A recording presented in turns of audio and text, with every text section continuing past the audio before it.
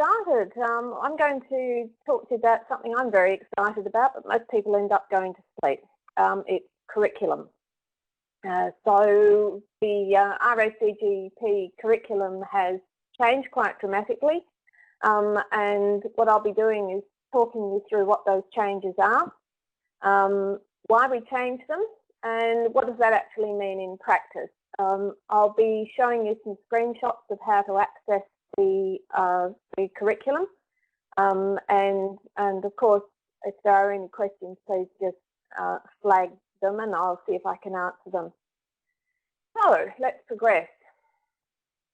So why did we need to change the curriculum? I'm just wondering how many of you ever saw the old one, and if you did, it looked a little bit like the picture on the screen. So it was big.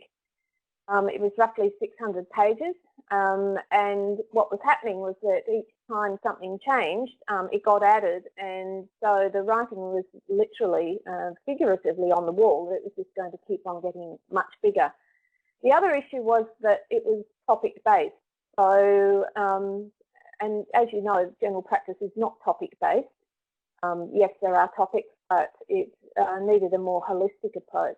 The other issue was the inconsistency in the language, so it was sort of quasi-competency-based, but not entirely. The biggest issue was that there was masses of repetition and overlap, and I'll talk more about that in a moment. For RTOs, it was very hard to map because of its size, apart from anything else. Some lengths were gone to try and make that a little bit easier, but it was still very difficult. The other one is because of the language that I alluded to earlier on, it was quite hard to measure the outcomes. So it's becoming more of a reference book than a curriculum. The other issue was that there were 4 stages of the lifelong journey from medical students through to the CPD participant, but for some of the areas there was very limited progression across that lifespan, so that there was no start or progression that was very obvious. The curriculum tended to jump around all over the place. And the other thing was that there was plenty of evidence that it wasn't actually being used, which is a bit of a shame. So we thought we would do a triennial review of it, and in the process of that, saw that some of these issues really needed to be addressed. So these are the changes. It's now competency-based, which means that the language is consistent throughout, and it is termed in outcomes. So you're looking at the end point from which you can work backwards to design your training or your learning programs. The big issue was that we identified core skills. Now, in the previous slide, I talked about how there was overlap and repetition. The biggest repetition throughout all of the old curriculum statements was that there were core skills, and they were embedded, and they just weren't obvious enough. So having identified the core skills, it just made it so much easier to work the rest of the curriculum out.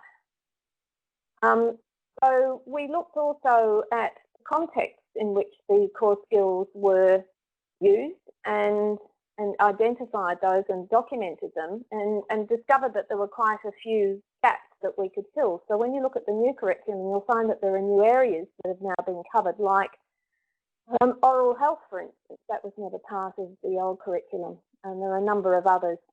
And we redefined the pathway, so we went from the 4 down to 3, and the 3 are now pre-general practice with an endpoint of entry into the training program, general practice under supervision with the endpoint being the exams, and general practice lifelong learning, which of course has no endpoint, because as we all know, a good GP never stops learning.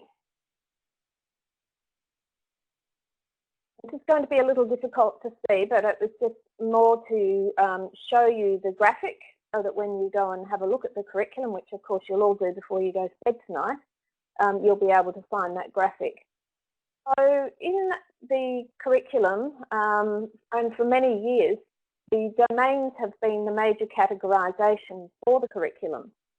And the domains are more like topic headings, and whilst some things fit quite neatly under those domains, there are others that seem to cross over. So in defining what the core skills were, we were much better able to define what the domains were. What we now have are 13 core skills that fit neatly into the 5 domains. And it's the core skills that I'll be talking about most tonight, because it's the core skills that are actually most relevant to supervisors. Okay, so if the world worked differently, I'd click on that picture and we'd go straight to the website, but apparently I can't do that, so I've got a series of screenshots for you. But we're going to disappear down a couple of rabbit holes now, and I hope you'll join me on the journey. If at any time you feel like you have entered Wonderland, please let me know, and I'm quite happy to backtrack and see if we can make some sense of it together. So when you log on to the RACGP website, you will find the curriculum is now in an HTML format, so there's the link to it. And the first thing, well, there are many things that you will notice, but if you look to the left of the screen, you'll see that there are listed 3 core skills. So the middle one is the actual core skills, the one above it is Aboriginal and Torres Strait Islander health, and the one below it is rural health. So those 3 together make up all of the core skills. That the Aboriginal health and the rural health has not yet been incorporated into core skills, but there's moves to do that. To the right of your screen are what we now call contextual units. So they used to be the curriculum statements, and they've been categorised into populations, presentations and processes. So first of all, we're going to have a look at the core skills. So we're going to click on core skills, and it will take you to a screen that looks something like this, and this is where you select which one of the pathways you want to follow. So being GP supervisors, you'll be looking at general practice under supervision. So when you click on that, it will take you to the core skills for that particular part of the lifelong journey. At any time, of course, you can go down the other rabbit hole, but for now we'll just go down this one. So when you click on it, 5 domains come up, and underneath are the core skills. So it lists what those core skills are for those domains, and you can again see the hyperlink there. When you get a copy of the presentation, you'll be able to go through all this yourself. So when we click on the first domain, what comes up are the 2 core skills that are represented by it. So for the first one, communication in the doctor-patient relationship, there are 2 identified core skills.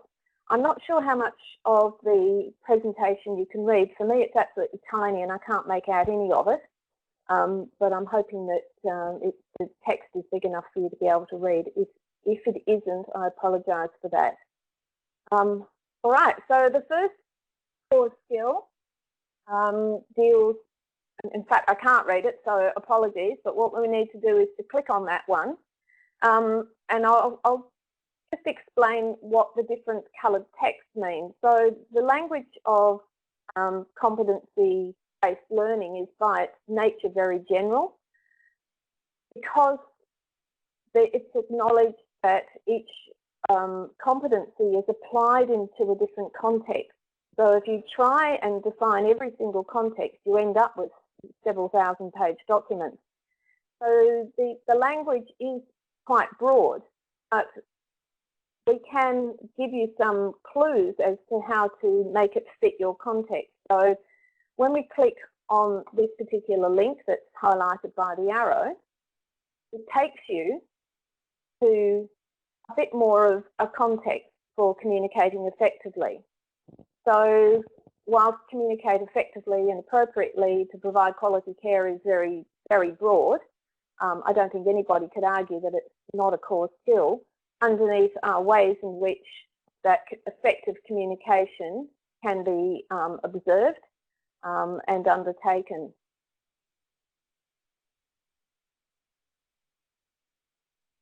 So now, having clicked on communicate effectively,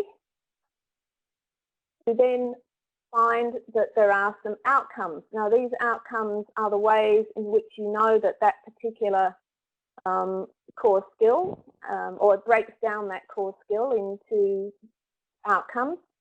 So if you look at that, again, you can see the blue highlighted text that if you were to click on would give you some more context for that.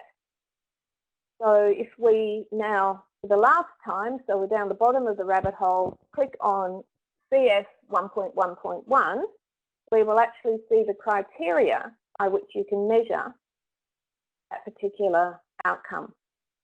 So these criteria are extremely useful for the RTOs in developing their learning programs, because once you look at those criteria, they give you some hint of the way in which that particular issue can be addressed.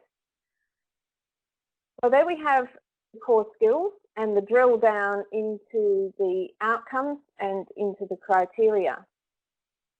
The next part of the rabbit hole now is to show how it can be put into context. So if you were to look at that particular core skill and say, well, how does that work in reality, because it doesn't just sit there all on its own. So let's just say we're going to look at the core skill in relation to palliative care. So we'll put palliative care in the search box in the curriculum page, and when we click on that, we get all these references below to palliative care that are in the contextual unit that is on palliative care in particular. So that gives you more information about palliative care, but it also helps you see that the core skill, of course, can be applied in that particular setting. So this is the oncology and palliative care contextual unit, where there is quite a detailed rationale. There are no learning outcomes for this one because it's assumed that you would use your core skills. At the bottom of the unit are some links to various resources that will inform you about palliative care. So it links to GP learning resources, it links to the latest evidence, and it's our intention that we will update these on a reasonably regular basis, certainly not waiting every 3 years to update them, but because these units are actually quite small and they're also quite discrete, when new evidence comes out, we can quickly update it. If a new resource comes online, then we can quickly add it. So we're hoping that the curriculum will become quite an alive and active vehicle and resource for everybody. It's unlikely that the core skills will change, but it's likely, though, that some of the outcomes might change and some of the criteria to measure those outcomes might change. All right. And now we're going to go back to the front page where we landed before and just have a look on the right-hand side of the contextual units.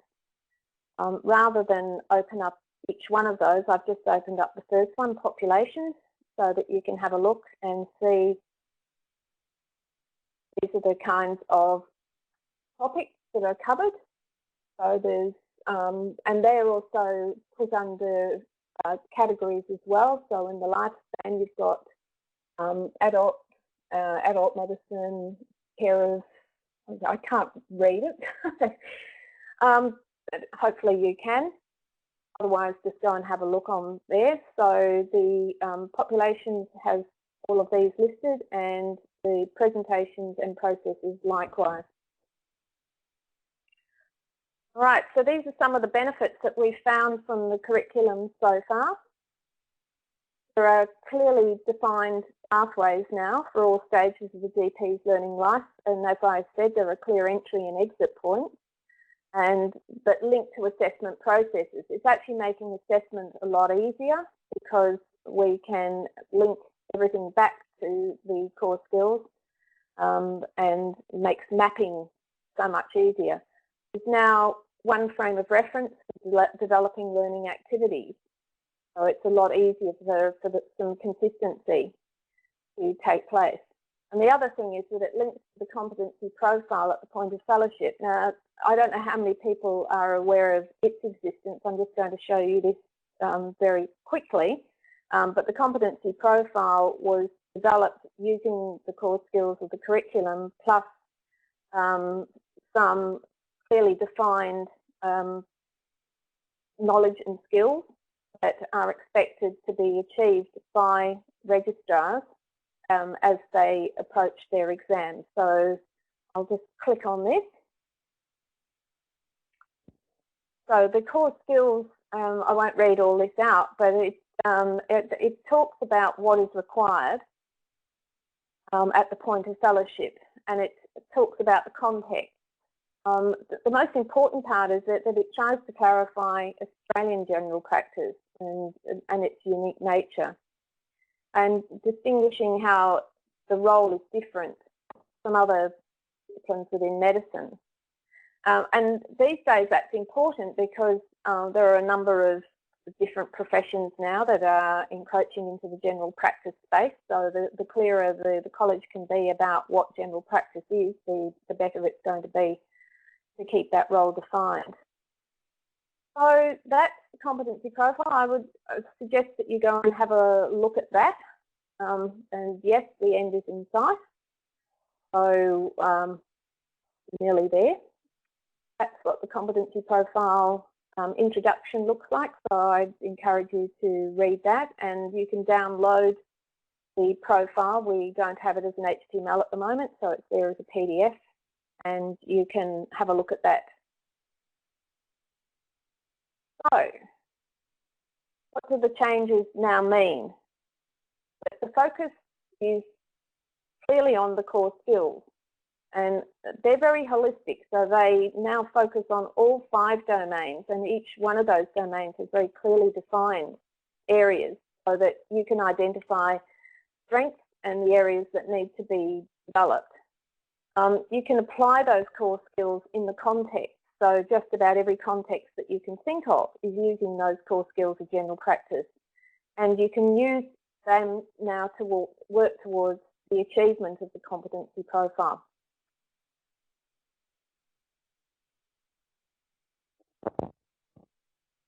And that's me.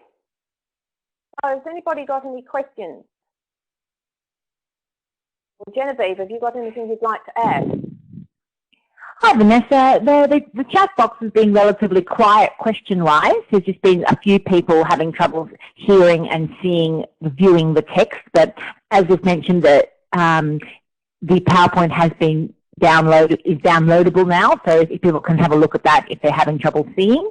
There haven't been any actual questions related to the presentation, but if there are any, feel free to put them in the chat box, and we're happy to respond. Okay, well, I'm very happy to hand over to Lynn. She's ready. Okay. Thanks, Vanessa. I'll just check, can everybody hear me? I've turned my webcam on, but I'm not sure if you can see me yet. I haven't come up on my screen. Yep, we can see and hear you. No worries, Lynn. I can't see myself, which is probably quite good because it's often quite off-putting. Lynn, right. Before you get going, just so that people are aware, the PowerPoint for this presentation is located in the bottom right of your browser. If you've joined us via computer, I'm going to put a little highlight button on there now. You can see a flashing red and orange icon. If you click on that little folder on the bottom right hand of the screen, you should be able to download the PowerPoint presentation. There's a whole heap of other useful links related to the content. It's nice, and I'll pass over to you. Thanks. Thanks. And then do I progress my slides myself? Yep. Okay, great. So good evening, everyone. So when I looked at the topic for tonight, I took a slightly different take on this. So what I'll be talking about is more how the curriculum is linked to the assessment, or how the assessment tests the curriculum. So just in terms of standards, the curriculum really does define the standard. For ACRRRM, there are 2 sets of curriculum. There's a primary curriculum, which is for the 3 years of generalist practice towards a general practitioner endpoint, but all registrars also have to do one advanced specialised training year, and for each of those advanced specialised training years there is a curricula. I won't be talking about the advanced specialised training tonight. I'll just be concentrating on the primary curriculum, which is what all registrars need to do. So the domains for the ACRRRM primary curriculum, and in fact for the AST curricula as well, are around the context of rural practice. So they're about providing medical care in an ambulatory and community setting, hospital setting, responding to medical emergencies, applying a population health approach, addressing the healthcare needs of the culturally diverse and disadvantaged groups, practicing medicine in an ethical, intellectual and professional framework, and of course practicing in a rural and remote context. Lynn, just quickly, Genevieve here. People are having trouble hearing you. Are you able to speak up a bit more? That would be fantastic. Sure, I'll try that. Okay, is that any better? Even a little bit louder if you can. It must just be the phone. Maybe if you just, it's just people are having trouble hearing and you're quite quiet. Okay, I've sometimes got a quiet voice too. All right, so that's the domains.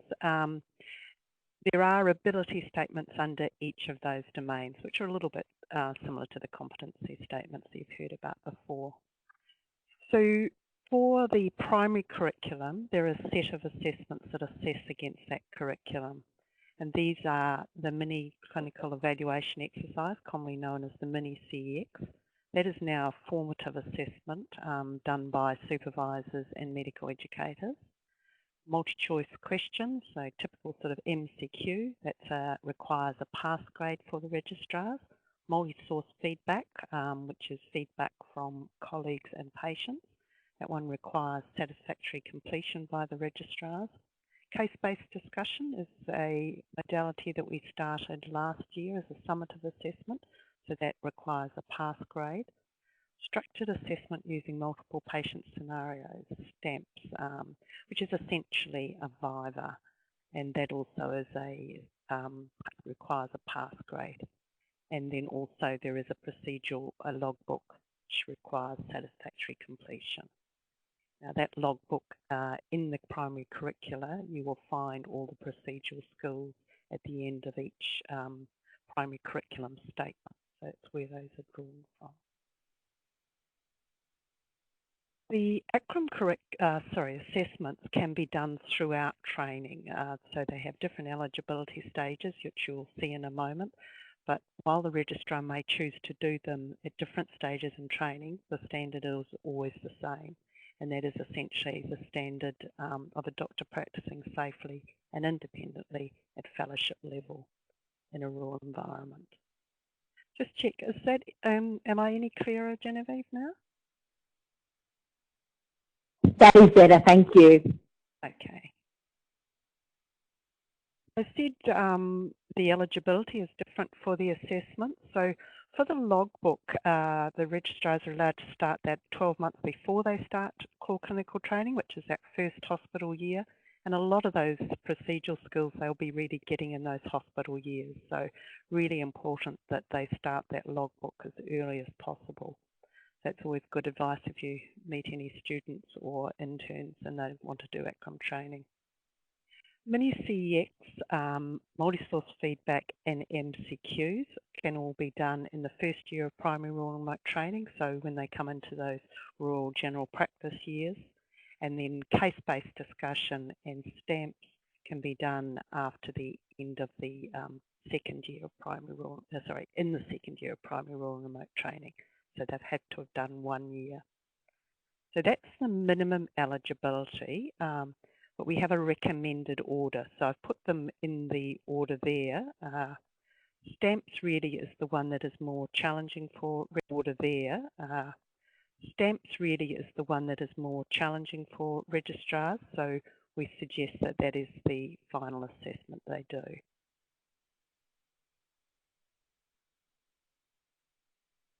What's tested in the environment for these assessments? So some of our assessments are work-based assessments and others are standardised. So The procedural skills I've already mentioned, that really the ideal environment for the registrars to get most of those up their sleeves is in that those hospital years. Of course, you can pick some of them up in general practice, but the hospital is where they'll pick up most of those. For the mini CEX, as I say, is done by supervisors and medical educators. That's really looking at clinical skills, and that is ideally done in general practice. You can do it in a small rural hospital, but a general practice environment is probably the ideal environment for that one. Multi-source feedback, which is, as I say, the feedback from colleagues and patients. That's really testing interpersonal and professional behaviour. And once again, general practice or somewhere where there is some continuity of care is the ideal environment for that assessment. I've put the wrong thing in there, so where it says logbook, clinical reasoning, that should be case-based discussion. So apologies for that, that's definitely not supposed to say that. So case-based discussion, essentially the main thing that it will be testing is clinical reasoning.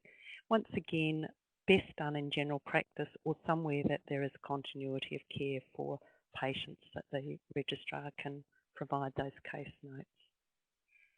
So those top ones that I've talked about are work-based assessments. So the crucial thing is to be in the right sort of workplace to demonstrate the skills that we're wanting to see. But when it comes to the standardised ones, the multi-choice questions, which are testing applied clinical knowledge, it doesn't really matter what environment they're in, but they really need to have had experience across all those domains of practice that I talked about. So very important that they've spent time in general practice, hospital, emergency, and most importantly in a rural environment, because those MCQ questions are testing right across the primary curriculum.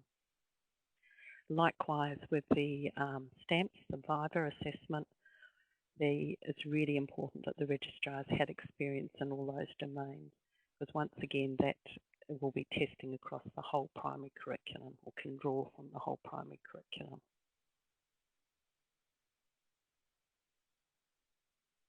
If you have ACRRM registrars in your posts, some of the things that I'd really encourage you to think about, if you think back to the domains of rural practice, and maybe even if you're not in a very rural practice and you've got ACRRM registrars, really encourage them to take the most opportunity of all the clinical learning opportunities that are available in your post. So if it's nursing home visits, hospital care, emergency, being involved in the practice, clinical audits, all of those sorts of things.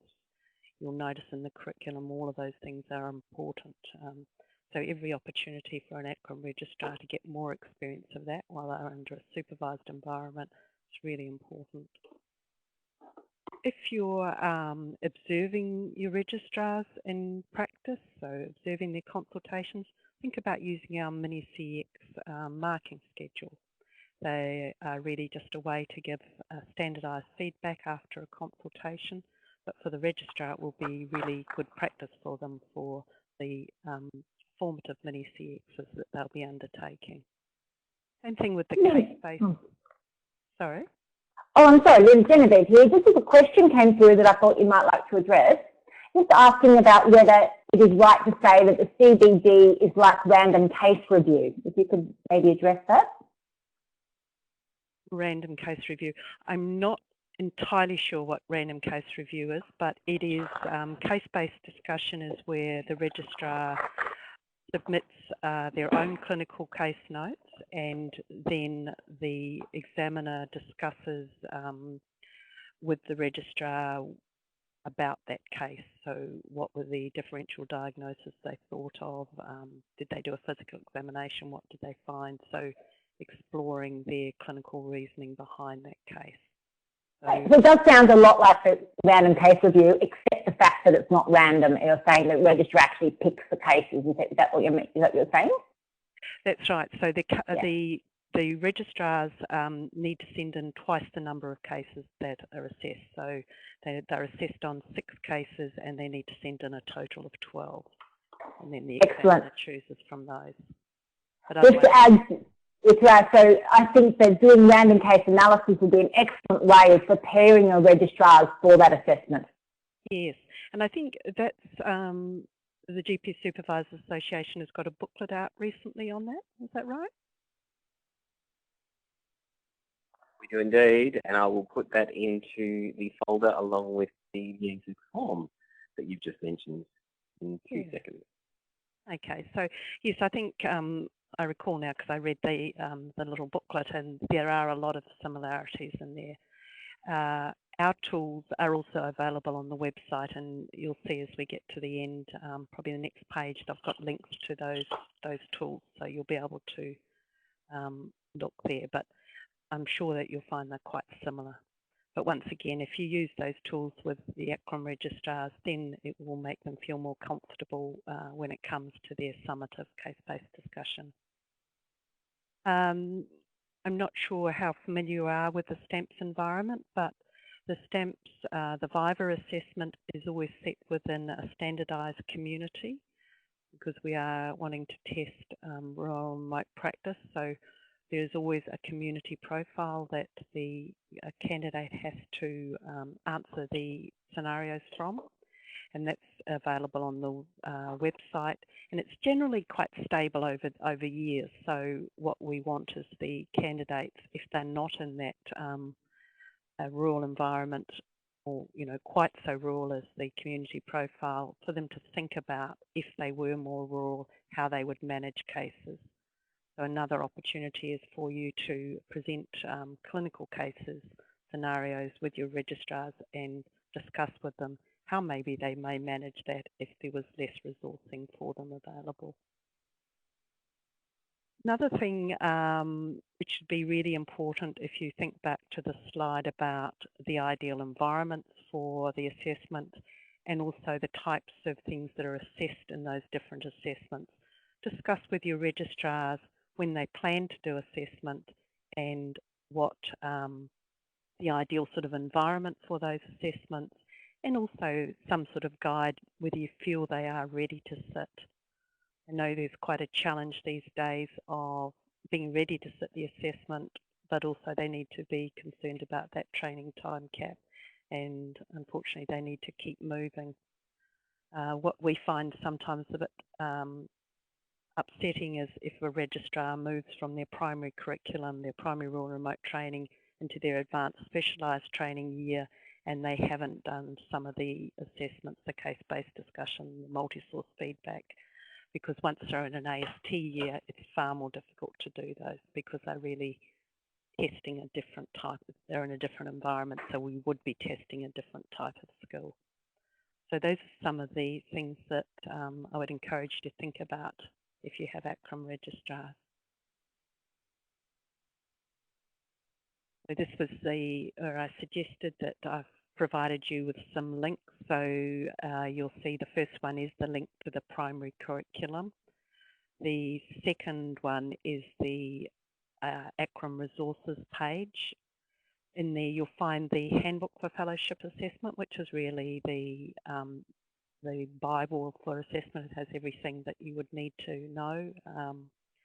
The ACRRM Registrar Committee has also put out an assessment guide, which is based on sort of registrars' tips on our assessments. Those forms that I mentioned for mini-CX and case-based discussions there.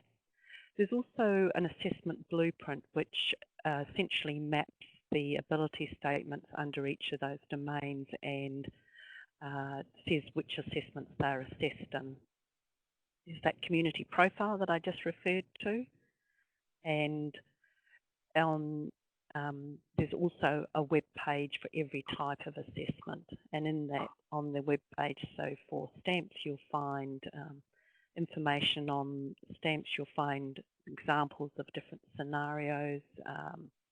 You'll also find there, last year we started putting out public assessment reports, which gives you some more information after an assessment on what has been assessed, pass rates, those sorts of things, and any tips that the examiners may have. So you'll find those there under the assessment type. And probably importantly, you've got a link there to the dates for enrolment and so when they enroll. So most of the assessments, there's 2 enrolment periods. The first enrolment period is closed and we're in our first semester of assessments, and then there'll be another enrolment closing around mid-year. I think I'm just going to, yes, that was the end of my slide. So if anyone has any questions on those.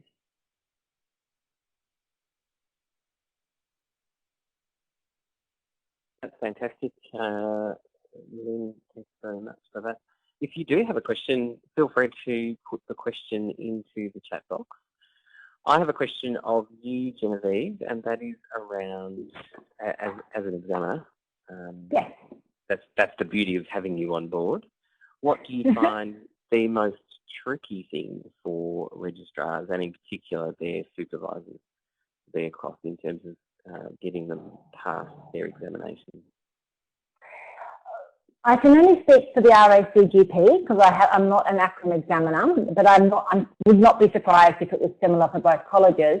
The biggest issue is about clinical reasoning skills.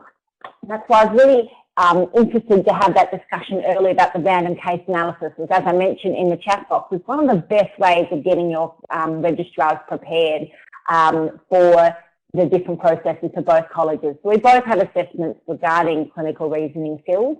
For the RACGP, it's mostly tested in the KFP, the Clinical Key Features Problem paper, and it is, I think that by helping develop your clinical reasoning skills in the registrars from the very beginning, from the GPT-1, using things like random case analysis can be the best way of trying to help prepare your registrars for the exams. And the second thing I'd say is looking about what registrars are not seeing, because there's no GP in Australia who's seeing the complete broad spectrum of patient populations, presentations, etc. So helping your registrar doing a bit of a gap analysis, working what they are seeing, what they don't know, and trying to fill those gaps, either by helping them try to see patients. For example, if you're seeing lots of chronic disease and they're not, trying to get some chronic disease patients, getting them their way, or focusing some teaching, not just around what they are seeing, but what they're not seeing. So those, I think, would be my 2 biggest tips. Fantastic. Now, we've had a question from Stephen W, and that is, how possible is it for a GP registrar to do both ACRRRM and RACGP pathways simultaneously? And the answer is absolutely. Absolutely possible. That's right. Yeah. So it is possible. The dual pathway, most do drop out of one or the other. To be honest, most people start very keen and go, yeah, I want 2 scholarships, and then after time they decide it's too much work and too expensive, and they choose one. But it's absolutely possible, and we certainly do have a few every year that do both. The main issue that's involved is you just got to make sure that the terms that are chosen and the placements are going to fulfil both ACRRRM and RACGP guide requirements, and that needs to be worked very carefully with the RTO to make sure that both curricula are covered and that the placements are suitable for both programs. Yeah, great. And the other thing that has changed, obviously, is selection, and that is that those that are being selected at the moment will have to sign up and pay for a registration to both of the colleges if they intend to do that. So it will absolutely likely encourage them to choose one or the other, unless they're super committed to joining both pathways as well. A number of the selection details are still to be made publicly available, unless Vanessa or Lynn has those details that they can share. Very intimate group. I can't give too many details because the contracts were only signed about a week ago, I think. So there was a lot of hold up with Department of Health. So I can't give you any more details than that. Oh, I can certainly talk to it in a broad spectrum if there are any particular questions. I've been involved with that process with RACGP anyway, and not specific details, but I can give any broad details if anyone has any questions. And yeah, I could for ACRRRM as well. I would imagine. Essentially, essentially it is a matter of You'll need to apply for each college separately. There are quotas at the moment. It's 90-10, so 90% RACGP, 90% ACRRRM, and they both will have a fee, but you can apply for one or the other or both. Wonderful. We've got another question here from Matthew D, and that was, I've joined ACRRRM, but I'm in an inner city and regional training program. Is my registrar to be trained under ACRRRM or RACGP? The answer to that question is, well, there's a couple of questions supplemental to your question, Matthew, and that is, if you're only accredited with ACRRRM, then you would only be able to supervise an ACRRRM registrar. Is that correct, Lynn and Vanessa? That's correct, but Matthew, would you be accredited for both colleges? Is that the situation you're in? While Matthew's responding, the other part of that question is that the registrar will be trained under whichever program they've signed up to. So if they've currently signed up to an ACRRRM pathway or an RACGP pathway or both, that's what they'll be doing. And often a lot of the RTOs will have a accreditation process that would give you dual accreditation. Not every RTO, but a lot of them do it that way. That's right, because it gives more choice for the registrars, and the RTOs have made it so it's easy to get both accreditations done at the same time without having to do extra work. So if you get accredited for both colleges, it gives the registrars choice and you're a greater choice of registrars. Probably the only other comment I'd make, because you seem like you're saying you're in an inner city environment, or maybe, and in terms of ACRRRM, obviously the registrars do need to spend a significant amount of their training time in a rural environment, but they are able to spend some time training in an urban environment, especially if there's some personal reasons that they need to go to a city. So they can still do some training and have it counted in a city environment, but they do need to do their minimum rural time and hospital and emergency as well.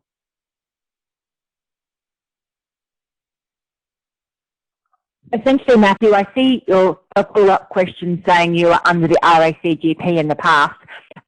So quite some years ago now, the RTOs, or RTPs back then, took over the responsibility of accreditation of practices. And so that does with both colleges, both RACGP and ACRRRM. So talking to your RTO about how best to accredit your practice for whichever or both colleges, and it's great if you can get dual accreditation, and it can be done in one lot.